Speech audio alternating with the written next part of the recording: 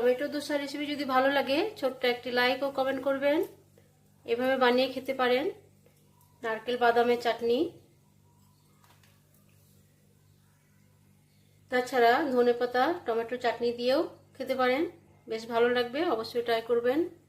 Tata.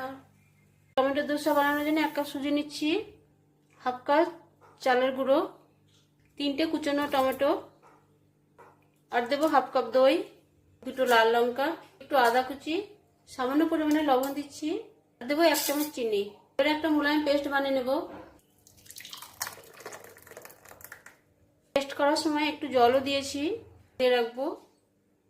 পর 1 চামচ baking powder দিচ্ছি, মিলিয়ে নেব। এবার দোসা তাওয়াতে একটু তেল দিচ্ছি, তেল আর জল দিয়ে মুছে নেব।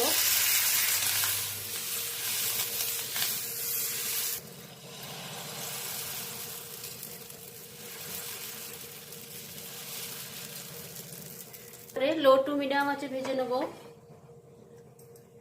উপর থেকে শুকিয়ে গেছে, এবার উঠিয়ে নিচ্ছি।